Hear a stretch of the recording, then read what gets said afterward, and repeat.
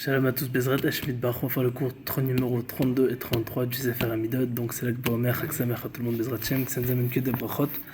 Donc on continue, le point, s'est arrêté au point numéro 68. Et je fais une petite parenthèse, il y avait un autre point aussi qui en rapport avec l'Akba Omer. Il disait Rabbi Nachman, il ramenait que jouer avec l'arc à flèche pendant l'Akba Omer, donc tirer l'arc, la corde de l'arc à flèche, c'est une ségoula pour avoir des enfants. Donc ça vaut le coup d'acheter un petit arc à flèche, de s'amuser avec, et Bezrat Hashem, qu'Hachem nous amène plein d'enfants tzadikim, une belle descendance. 68. Les actions de Dieu seront en conformité avec le nom de l'homme, car le nom exerce une influence. C'est pour ça que quand quelqu'un est malade, que Dieu nous en préserve ou qu'il y a un problème, des fois on change le nom, on fait rajouter un autre nom. Parce que Meshane Shem, Meshane Mazal. Celui qui change son nom, il change son Mazal. 69. Celui qui élève sa voix pour s'en vanter occasionnera l'emprisonnement de ses enfants. Que Dieu nous en préserve. Il y a des chazanim, des fois ils font les païtanim immenses dans des synagogues et ils font même 3 heures à faire la chazara juste pour s'en vanter. Ils amènent des mauvaises choses, que Dieu nous en préserve, faut pas s'en vanter. Si Akadosh Baruch Hu l'a donné, c'est bien, faut en profiter, mais faut pas s'en vanter. 70. Celui qui n'a pas de fils se oindra régulièrement avec de l'huile. Il mettra de l'huile sur lui, c'est une segoula pour qu'il en décide. Et parfois il changera de domicile afin que ses enfants vivent. C'est ce qu'on a dit. Meshane Shem, Meshane Mazal, celui qui change de nom, il change son Mazal. Celui qui change de Makom, son endroit où il habite, il change son Mazal, parce que l'endroit où on est, il influe. Donc il y a des personnes dans certains endroits, dans certaines villes ou dans certaines maisons, tout simplement, ils n'ont pas réussi à avoir des enfants, non. Mais s'ils bougent, eh ben, ils peuvent en avoir. Parfois c'est même le pays.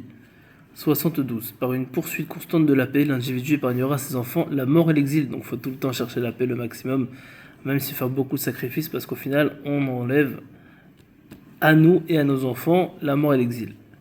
73. Celui qui accomplit quelques actions qui s'avèrent par la suite représenter un obstacle pour les autres provoquera l'interruption des bienfaits que l'on destinait à sa descendance. Que Dieu nous en préserve. C'est-à-dire, si on avait décidé de donner des bonnes choses à ses descendants dans le ciel, à cause du fait qu'une personne il fait d'être en sorte d'être un mirchol, il dit en hébreu, c'est un piège pour les gens, donc il dit à cause de ça que tu préserves, on peut faire en sorte de bloquer l'abondance qu'on va avoir pour nos enfants, donc faire traduction, faire des choses qui ne peuvent pas être mal interprétées ou qui peuvent faire du mal à des autres personnes, que Dieu nous en préserve. 74. Parfois à cause de l'amour intense qu'il y a un homme à son épouse, celle-ci n'enfantera pas. On apprend ça de Hana avec son mari, que justement le fait qu'elle aimait trop son mari, bah ça lui bloquait, son rechem, quoi, sa matrice, et elle pouvait pas enfanter. 75. Dans la plupart des cas, les femmes stériles, lorsqu'elles recouvreront leur fécondité, enfanteront un garçon. 76. Du fait qu'une personne cause un préjudice par la parole, ses enfants mourront, que Dieu nous en préserve. Onat Dvarim ici, c'est quand une personne il fait du mal à quelqu'un d'autre, il va le blesser. Donc du fait qu'il lui fait du mal, alors que Dieu préserve à cause de ça. Aussi, on avait dit à cause du mensonge. À cause du fait qu'une personne ne tient pas sa parole, donc c'est Nedarim. Donc une personne, à cause de ça, ses enfants, ils peuvent partir, que Dieu nous en préserve. Pour ça, il faut faire toujours attention à ne pas faire de Nedarim, attention à ne pas mentir, attention à ne pas blesser. 77. Le tzaddik aura la force de maudire l'homme afin qu'il n'engendre pas d'enfants convenables. La Esther. 78. Celui chez qui le tzaddik séjourne sera béni en engendrant des garçons. Donc pourquoi il faut faire un rasatochim, mais surtout inviter les tzaddikim, comme ça il bénit la maison, il bénit la personne, pour qu'il ait une bonne descendance. 79. Celui qui désire ardemment accomplir quelques mitzvahs mais n'y parvient pas, méritera d'engendrer des enfants qui hériteront de sa grandeur d'âme et réaliseront cette mitzvah. Imaginez quelqu'un, il a un ratson, il a une volonté immense de vouloir faire telle et telle mitzvah, mais il n'a pas réussi pour X raisons. Kadosh Baruch Hu, du fait que lui il a eu ce ratson là, il va faire en sorte de créer, parce que d'ailleurs c'est marrant, c'est avec Bomer aujourd'hui, et il dit Rabbi Shimon dans le Zohar que la pensée c'est tellement quelque chose de très très haut que ça peut amener la chose. Et Rabbi Nachman dit d'ailleurs qu'il faut faire très très attention à la pensée dans le Sefer Amidot et dans plein d'autres livres, dans l'Écoute Moran, etc. Il explique que le fait de penser très fort une chose, ça peut même la créer, Chas v'Shalom, dans le mauvais sens. Donc faire très très attention toujours à penser des bonnes choses, Bezrat Hashem. Maintenant imaginez qu'une personne il a pensé à faire une chose mais qu'il n'a pas réussi, du fait qu'il a pensé très très fort, lui il va peut-être pas la faire, mais ses enfants ils vont le faire. Et les enfants, on sait que c'est comme les parents. 80. Celui qui prive autrui de sa parnassa, finalement ses propres enfants mourront prématurément. Que Dieu préserve, faut pas priver personne de sa parnassa. Faire attention que chacun gagne sa vie comme il faut, et Bekef. Et comme on l'a dit, celui qui fait en sorte qu'il y ait toujours le shalom, etc., c'est magnifique, bon, je toujours la bracha. 80. La pierre aimantée constituera un remède pour engendrer des garçons. Un aimant qu'on met en dessous l'oreiller, c'est une ségoula pour enfanter des enfants. Ou de l'avoir tout le temps sur soi.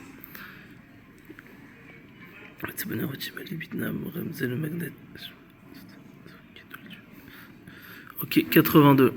Les enfants d'un homme mourront si celui-ci s'adonne au nom impur, au sortilège ou qu'il croit en leur pouvoir. Bon, ici, ce qu'il dit Rabbeinu, c'est beaucoup de choses émettent.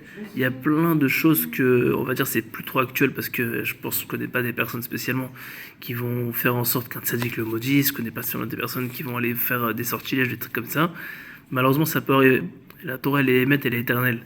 Donc, il le cite. Maintenant, ça veut pas dire que ça va se réaliser que Dieu préserve. Ça peut faire un petit peu peur. Une personne qui peut se dire, waouh, pourquoi? Nous, ce qu'on doit en prendre comme moussard, comme morale, c'est de prendre le bon côté, de se dire cette chose-là, elle est réelle, elle existe. Si quelqu'un il vient, je sais pas, il met sa main dans une poêle qui est brûlante, il va se brûler, un exemple, ou il met la main dans le feu, il va se brûler. Bah, c'est la même chose, une personne qui va faire telle et telle chose, il va mettre telle et telle chose spirituellement. Le feu, il existe en matériel, il existe aussi en spirituel.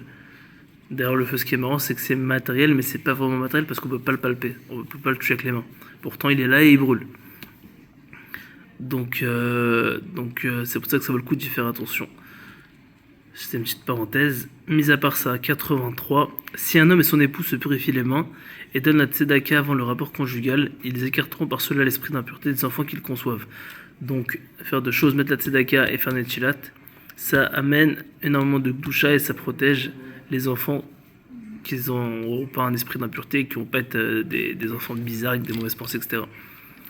Surtout qu'on sait, d'après le Ramban, qui nous protège, Rabbi Moshe ben Nachman, qui est un grand tzaddik, il explique que lui, entre parenthèses, mais beaucoup d'autres tzaddikim, mais surtout lui, que tout le rapport, on va dire, entre l'homme et la femme, il va d'après la kavana. C'est-à-dire qu'on est ensemble, quoi. Ça va d'après la kavana, les bonnes pensées. D'où pourquoi il faut faire très, très, très attention toujours d'avoir des bonnes pensées et faire un maximum de gestes qui puissent faire en sorte d'amener de la sainteté, de la tsniout, le fait de mettre la tzedaka, le fait de faire netchilat, etc. pour montrer qu'on veut vraiment de la gdusha chez nous, et en faisant ça, une personne il amène la bracha sur lui. Et de la sainteté surtout et de la pureté. Donc c'est magnifique. En final, la moralité c'est que ça fait des enfants qui sont bien, qui sont propres, qui sont purs, qui sont pas brels et qui sont pas bizarres et qui n'ont pas des mauvaises pensées. Donc ça vaut le coup d'y prendre garde, surtout que c'est très facile. Mettre la tzedaka faire netchilat, ça prend 30 secondes. 84. Il existe une catégorie de femmes qui n'élèvera que des filles, pas de garçons. Bon, ça arrive. 85. À la récitation de la paracha des tzitzit, donc c'est dans Devarim, donc les nombres, c'est la cinquième partie. Je crois que c'est ça. Mesirut Nefesh. 15-37. Avec dévotion et grande crainte, ainsi que le fait de vêtir les indigents. Par cela, l'individu méritera d'engendrer des garçons. Donc en tout cas, dans la paracha du tzitzit, c'est dans tous les sidurim, il y a à la fin, c'est la troisième paracha, tout le monde connaît, c'est la troisième paracha du Kriyat Shema. Quand une personne il le fait avec dévotion et grande crainte, ici, de grande crainte, ici avec Mesirut Nefesh, c'est-à-dire vraiment de tout son cœur, ainsi que le fait de habiller des gens qui sont pauvres, donc qui sont ici dit arumim, ça veut dire vraiment des gens qui sont nus, c'est-à-dire qui sont vraiment rien, qui sont très très pauvres. Par cela, l'individu méritera d'engendrer des garçons. Donc, grâce au fait du tzitzit et grâce au fait qu'il habite des gens qui sont pauvres, il méritera d'enfanter des garçons. 86. Une année prospère représente un signe qu'Israël aussi fructifiera et se multipliera.